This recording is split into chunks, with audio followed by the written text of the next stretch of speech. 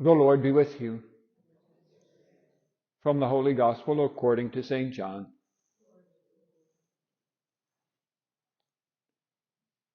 When Jesus arrived in Bethany, he found that Lazarus had already been in the tomb for 4 days. Now Bethany was near Jerusalem, only about 2 miles away. And many of the Jews had come to Martha and Mary to comfort them about their brother. When Martha heard that Jesus was coming, she went to meet him, but Mary sat at home. Martha said to Jesus, "Lord, if you had been here, my brother would never have died.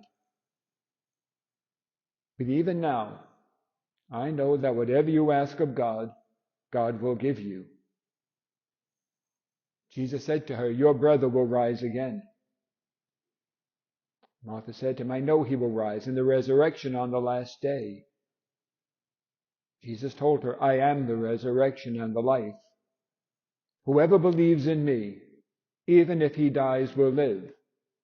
And everyone who lives and believes in me will never die. Do you believe this?" She said to him, "Yes, Lord, I have come to believe that you are the Messiah, the Son of God, the one who is coming into the world." The Gospel of the Lord.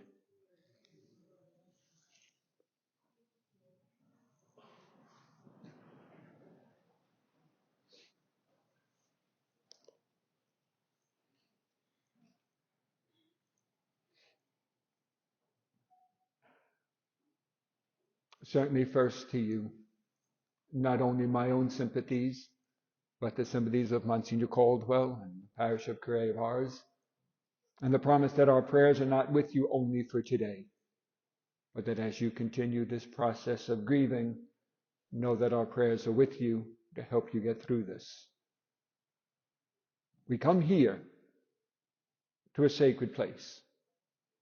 We come here to a place where we can encounter the divine, because sometimes that's all we have left. Because if we want to try to figure out the events of this past week in our own human minds, we can't do it. We can't understand why someone who to so many was intelligent, strong, attractive, didn't see that in himself.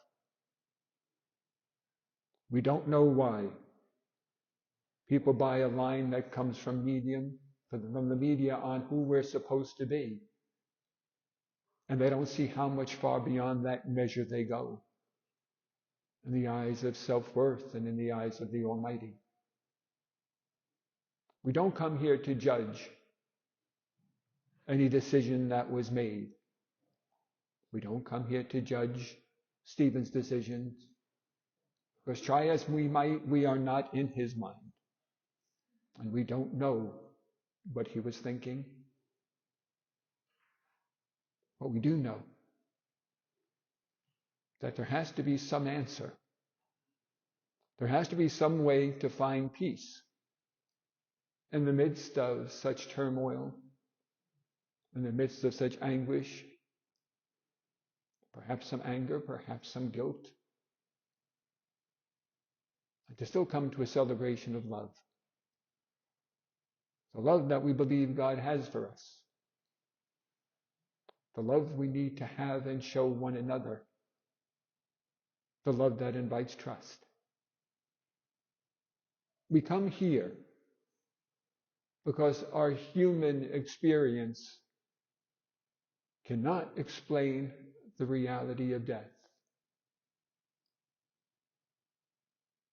But our faith, our spirit, something alive within us, clings to the hope that this is not all there is.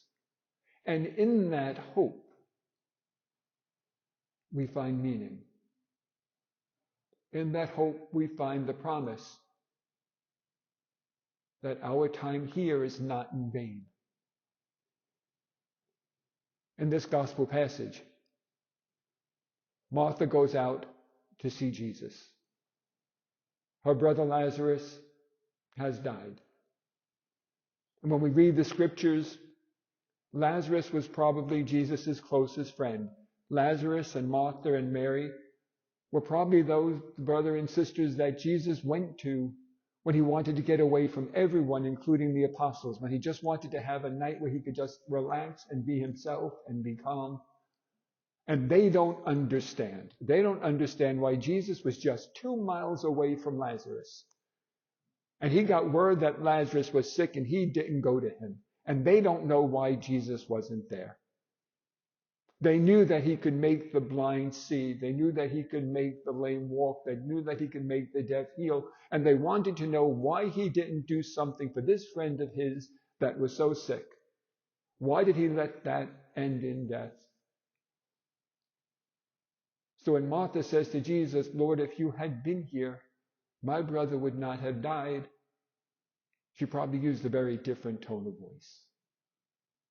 And probably says something more like, if you had gotten here sooner, we wouldn't be going through this pain. Where were you? And Jesus turns to her and says, I am resurrection and life. I was here the whole time, guiding him through this, and I'm going to give him new life.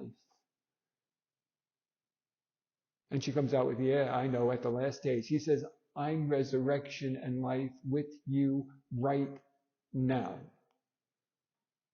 And then he asks her what I think is the most difficult question in the entire Bible. He asks her what I think is the most difficult question that each one of us at some point or other in our lives has to answer. He looks at her after saying that he is resurrection and life, and he says to her, do you believe this? Do you believe this? Do we believe what we're doing here right now? Do we believe that we're offering our prayers to the Almighty for Stephen's eternal rest? Do we believe that one day we too will pass through the gates of death and meet the Lord face to face, hoping for a place in his kingdom? Do we believe there is a kingdom called heaven? Is it something in our catechisms from when we were in grammar school? Or is it something in our heart that we believe there is a life after this life? And that makes all the difference. Because if we don't believe that there's something more than what we see and hear, then the media wins and the standards of other people take over our own inner standards. But if we believe, we strive to be our own personal best without comparing ourselves to one another or anybody else. If there is, we can confidently place Stephen before the Lord. Because maybe you saw more value and goodness than he could see in himself. And we can trust that the Lord's promise of a resurrection is not an empty promise, but a reality being fulfilled here and now. We don't come to declare Stephen a sinner. We don't come to declare Stephen a saint. We come to declare him faithful in the eyes of the Lord. And we ask the Lord's mercy and a welcome into his kingdom. That's our prayer. Because we've come to see him, we've come to know him as an intelligent and attractive and athletic and loving man. Someone who touched each of your hearts. And you're asked now to open those same hearts to faith in God's kingdom. Because this is not the end of the story. But this is a time of passage. There's an old metaphor for death, comparing it to a cruise ship. Whenever a cruise ship sets off, there are people on the shore that are waving and saying goodbye. And as they're watching, and the cruise ship goes off and off and off, it gets smaller and smaller and smaller. But that's an optical illusion. Because the reality is, the cruise ship isn't changing its size at all. Because there's another shore. And as the cruise ship begins to approach that shore, it gets bigger and bigger and bigger. And there are those on that other shore that are waiting and welcome. And we can only think that now, as that cruise ship starts to approach the kingdom, right there at the front of the crowd on that other shore is his mother Judy, saying, I've been here, so that just as I brought you into that life, I could bring you into this life. Because this life is not all there is.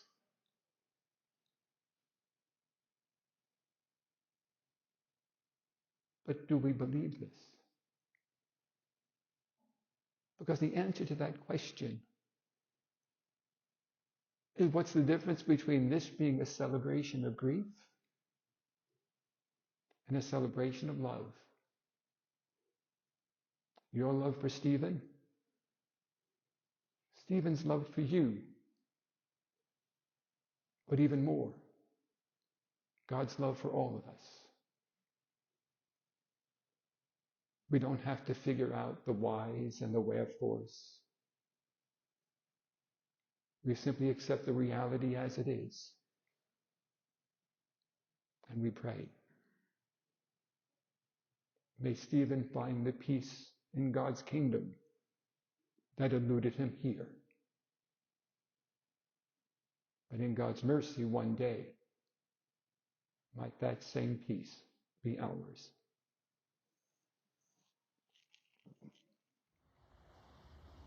Hello, everyone. For those who may not know me, I'm Eliza, Stephen's older sister. Before I begin, I want to emphasize something very important.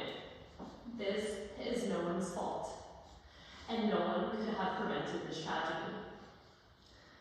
Stephen himself made it clear in his own words, which I would like to share with you all. Dear family, I want you to know that this is not your fault. This was my decision I made on my own accord. There was nothing you could have said or done. I was hard-headed.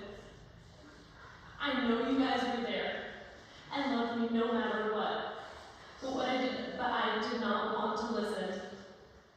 I chose to fight my battles alone because of my own ego, not because I didn't have support.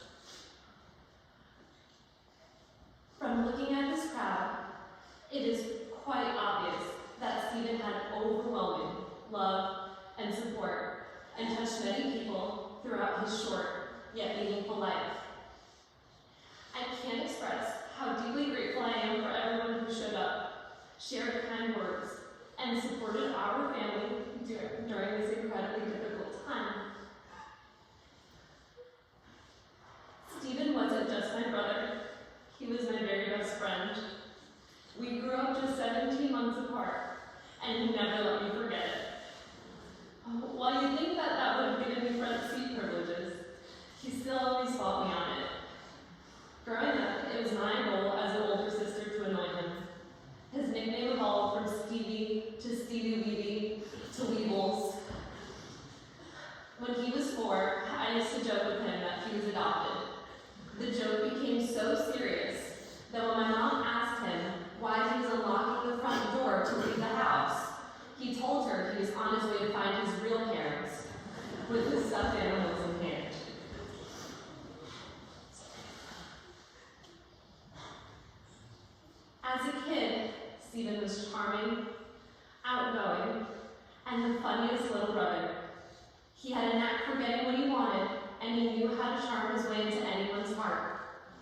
Despite the challenges he faced with diabetes, Stephen knew how to use it to his advantage, especially with my mom.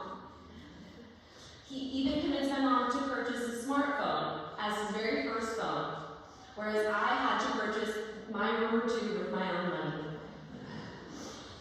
My mom always had a soft spot for Stephen, and he loved her too, always admiring her work ethic, grace, and brilliance. After her passing, the dynamic of our relationship changed because I felt a responsibility to not only be his best friend, but to play a fraction of the role my mom played for us, along with my dad.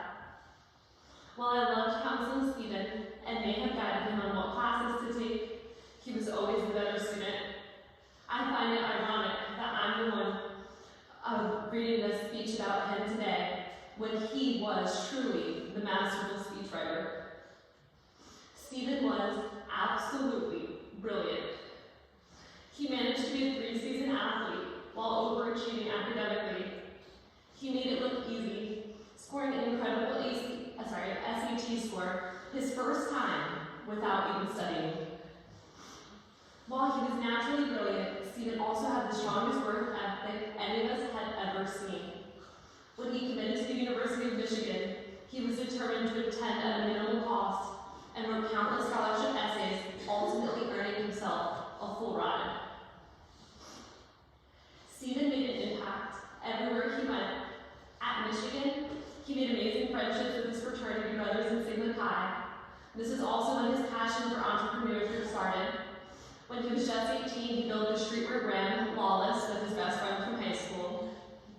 The tagline was, "Losses or wins, lift every step skyward." Stephen always had a unparalleled ambition and work ethic. He was also a creative soul, as evidenced by his first venture, Lawless, and even more so with his later business, Eminent. Eminent started as a marketplace to buy and sell digital art, eventually transforming into a media platform, uplifting and promoting promising artists into the digital art space. In the past few years, he also became incredibly passionate about CrossFit and Jiu-Jitsu. We're unbelievably grateful for the joy both of these communities brought him. While Stephen loved so many things, he loved his family the most. During COVID, when my college graduation was canceled, he even planned a surprise graduation for me in the backyard so that the pandemic would not deprive me of that amazing experience. He loved to play with his little brother Alexander, showing him how to do push-ups, or as Alexander would call them, pushies. He served as a mentor to many people, but particularly his godchildren and younger cousins whom he adored. And while he didn't always listen to them, he loved his aunts and uncles and viewed them as second parents.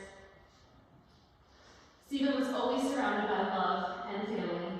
He had the fondest memories with over 20 cousins, who he always made laugh with his dancing, ridiculous hypothetical questions, dares, and rapping. Stephen was adored by so many, but there was no one that loved him more than me and my dad. He was kind, he was funny, he was handsome, he was goofy, he was the whole package. Stephen, I love you so much.